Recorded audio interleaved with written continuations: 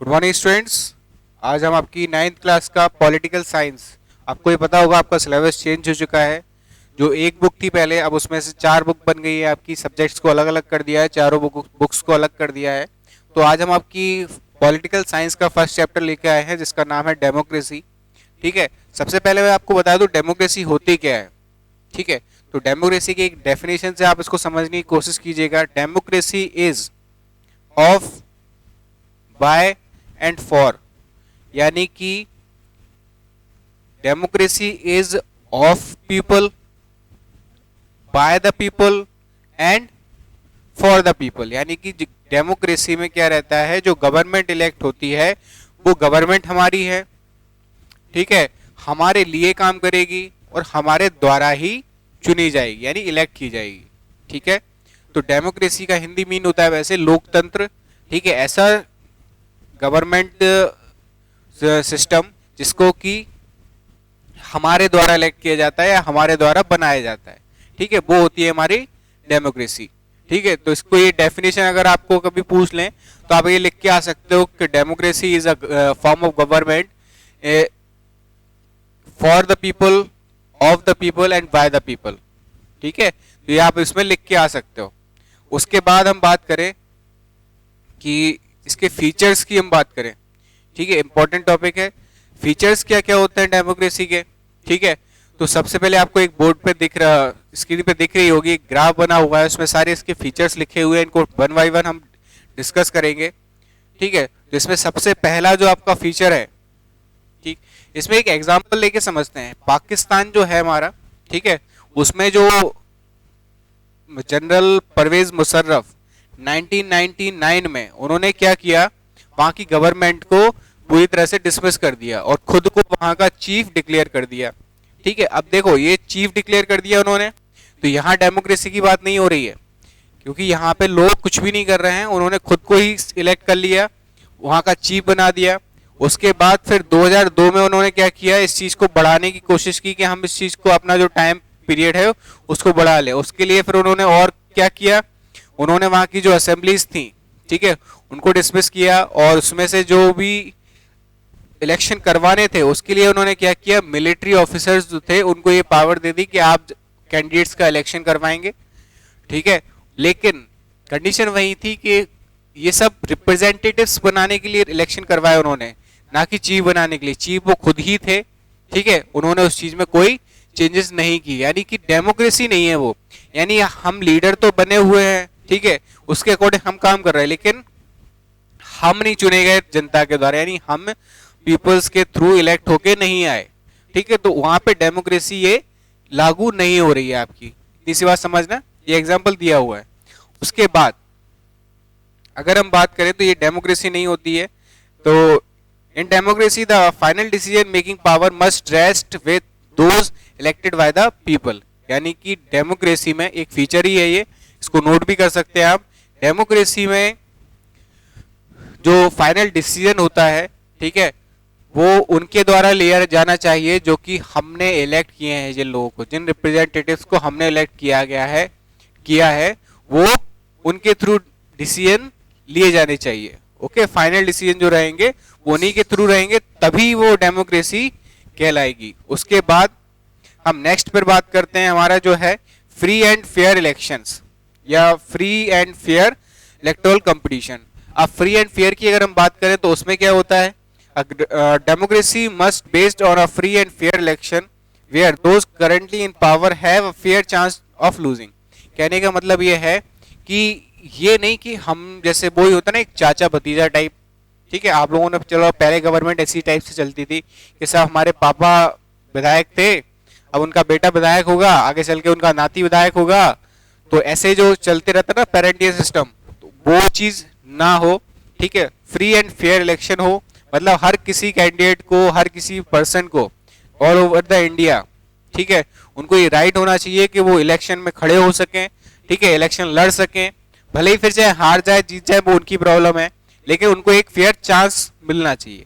ठीक है, तो ये डेमोक्रेसी का एक फीचर है कि फ्री एंड फेयर इलेक्शन जो होते हैं वो डेमोक्रेसी की वजह से ही होते हैं। अगर डेमोक्रेसी नहीं होती तो वो तो सीधी सी बात है, जैसे ब्रिटेन में चलता रहता है, महारानी है, ठीक है, तो उसके बाद हम बात करें, नेक्स्ट आपका जो फीचर है वो है 1 पर्सन 1 वोट 1 वैल्यू। ठीक है, हमारे पूरे इंडिया की अगर हम बात करें, इलेक्शंस होते हैं, हर पर्सन को केवल एक ही वोट डालने की परमिशन होती है, उस वोट की वैल्यू भी 1 ही होती है। ऐसा तो है नहीं कोई वीआईपी पर्सन है तो उसके वोट की वैल्यू डबल हो जाए, ट्रिपल हो जाए, नहीं होती ना। तो एक पर्सन की एक वोट की वैल्यू उतनी ही होगी जितनी किसी भी पर्सन की होगी ऑल ओवर इंडिया में। एवरी सिटीजन हैज 1 वैल्यू, ठीक है, ऑफ 1 वोट। ओके, उसके बाद हम बात करें, जैसे इसी को बोले in democracy each adult citizen must have 1 vote and each vote must have 1 value. Okay, कहने का मतलब एक आपने इसमें एक और चीज है आपको याद करने लायक है, हो सकता है एग्जाम में आपसे पूछी जाए, यूनिवर्सल एडल्ट फ्रांसिस, ये क्या होता है? ठीक है, आपको हो सकता बिल्कुल एग्जाम में आ सकता है क्वेश्चन। तो यूनिवर्सल एडल्ट फ्रांसिस से मतलब है कि आपको सबको पता होगा, हर कोई वोट नहीं डाल सकता। हर कोई वोट नहीं डाल सकता मतलब बच्चे नहीं डाल सकते, ठीक है, यानी कि वोट डालने के लिए कम से कम एज जो रखी गई है वो मिनिमम एज रखी है 18 ईयर्स। ठीक है, तो 18 ईयर्स की जो एज रखी है उसको बोला जाता है यूनिवर्सल एडल्ट फ्रांसिस, यानी कि 18 साल के होने से पहले आप वोट नहीं डाल सकते, और 18 साल के होने के बाद कोई भी इंडिया में कोई भी सिटीजन जो है वो वोट करने का अधिकारी हो जाएगा, यानी उसको वोट करने का राइट मिल जाएगा। चलिए, उसके बाद हम बात करें rule of law and respect for rights. अब डेमोक्रेटिक कंट्री की बात करें, सीधी सी बात है, हम जिन पर्सन्स को इलेक्ट करते हैं, ठीक है, वो हम इस उम्मीद से करते हैं कि वो हमारे लिए काम करेंगे, हमारे जो ह्यूमन राइट्स हैं या फंडामेंटल राइट्स हैं उनकी सिक्योरिटी को ध्यान में रखेंगे। ठीक है, तो उनको ध्यान में रखेंगे, उनकी सुरक्षा करेंगे, उनको रिस्पेक्ट देंगे। लेकिन अगर ऐसा नहीं होता है तो इसका मतलब वो डेमोक्रेटिक नहीं है। ठीक है, तो डेमोक्रेसी का एक फीचर ये भी रहता है कि जिन पर्सन्स को हम इलेक्ट करते हैं, ठीक है, वो रूल्स के अकॉर्डिंग, ठीक है, और रूल्स की रिस्पेक्ट के हिसाब से काम करते हैं। ठीक है, a democratic government rules within limits set by constitution laws and citizen rights, यानी कि जो गवर्नमेंट है, ठीक है, डेमोक्रेटिक गवर्नमेंट वो जो काम करती है या जो रूल करती है वो लिमिट्स में करती है। लिमिट्स किसके हिसाब से उसकी सेट होती हैं? Constitutional laws and citizens right, यानी सिटीजन्स के जो राइट्स हैं और कॉन्स्टिट्यूशनल लॉज जो हैं उनके अकॉर्डिंग उनकी लिमिट सेट होती है। ठीक है, उसके बाद हम नेक्स्ट बात करें तो है हमारा, इसकी एक और डेफिनेशन अगर हम बात करें तो democracy is a form of government in which the rulers are elected by the people. ठीक है, ये भी डेफिनेशन आप लिख के आ सकते हो। क्या डेमोक्रेसी क्या होती है? Democracy is a form of government, ये गवर्नमेंट की फॉर्म है in which the rulers are elected by the people. तो जो रूलर्स हैं वो किसके द्वारा इलेक्ट किए जाते हैं? पीपल्स के थ्रू। क्लियर है इतनी बात? चलिए, अब उसके बाद मैं आपको दिखा दूं कि आपको एक स्क्रीन पे इमेज दिखेगी, उस पर सारे फंडामेंटल राइट्स जो है, ठीक है, वो आपको दिखते रहेंगे, तो उनको एक बार देख लो, उनका स्क्रीनशॉट ले लो। ठीक है, तो उससे आपको नोट्स बनाने में आसानी होगी, आपकी जो इमेज है वो दिख रही होगी आपको। इसके चाहे तो स्क्रीनशॉट ले लो या इसको देख लेना, लिख लेना। ठीक है, इसमें सारे फीचर्स इसके दिए हुए हैं आपके, फीचर्स ऑफ डेमोक्रेसी। ये आपके एग्जाम में क्वेश्चन देखने को मिल सकता है। चलिए आगे हम बात करते हैं। नेक्स्ट हमारा जो टॉपिक है वो है वाई डेमोक्रेसी। वाई यानी कि डेमोक्रेसी क्यों। ठीक है, डेमोक्रेसी क्यों,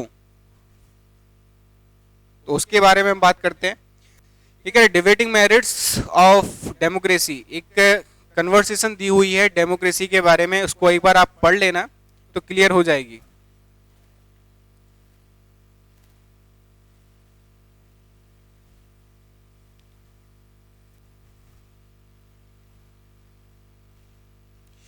डेमोक्रेसी जो है, ठीक है, इसमें कुछ आर्गुमेंट्स दिए हुए हैं, जैसे कि फर्स्ट दिया हुआ है, leaders keep changing in a democracy, this leads to instability, यानी कि जो डेमोक्रेसी है उसको लीडर जो है वो चेंजिंग पोजीशन में रखते हैं, जिसकी वजह से इनस्टेबिलिटी बनी रहती है।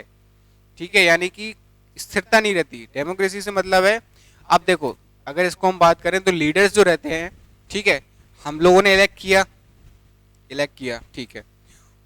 उसके बाद क्या हुआ, ठीक है, उसके बाद कुछ लॉज ऐसे भी हैं जिनका यूज करके, ठीक है, जैसे कि होते हैं कुछ लॉज, ठीक है, जिसका यूज करके हमारे सिलेक्टेड कैंडिडेट्स को या इलेक्टेड कैंडिडेट्स जो रहते हैं हमारे, उनको क्या किया लीडर्स ने, उनको हटा के अपने कैंडिडेट्स को वहां पे अपॉइंट करवा दिया, ठीक है। तो ये क्या हो गई, चेंजिंग हो गई।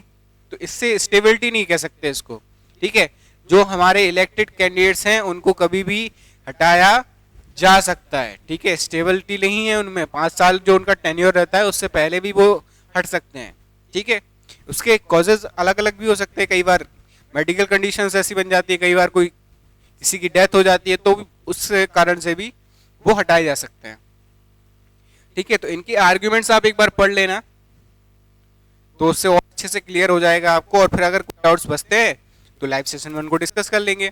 उसके बाद हम बात करते हैं democratic government is a better government because it is a more countable form of government. Democratic government जो है, ठीक है, उससे हमें एक तरह से सब कुछ सिस्टमेटिक करने का समझ वो मिल जाए। देखो अकाउंटेबल से मतलब है, अगर इसमें बात करें डेमोक्रेटिक है, सीधी सी बात, जो नेता वगैरह जो लीडर्स रहते हैं उनको ये चीज़ बहुत अच्छे से पता है कि अगर वो अच्छे से काम नहीं करेंगे, ठीक है, तो 5 साल बाद उनको हटा दिया जाएगा, क्योंकि सीधी सी बात है जो काम करेगा वो ही टिकेगा, है ना। तो इसके वजह से क्या होता है, डेमोक्रेसी के वजह से वो लोग अपने काम को करने के लिए, अपने काम को अच्छे से करने के लिए कैसे हो जाते हैं, अकाउंटेबल हो जाते हैं, ठीक है। उसके बाद democracy improves the quality of decision making. Democracy provides us method to deal with difference and conflict.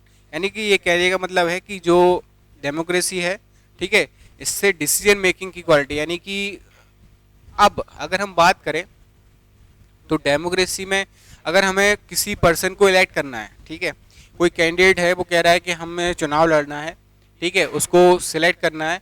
अब उसको सिलेक्ट किस बेसिस पे करेंगे, ठीक है, सिलेक्ट किस बेसिस पे करेंगे, उसके लिए हम क्या करेंगे, 2-4 लोगों से हेल्प लेंगे कि ये बताओ ये अच्छा है कि नहीं है ना।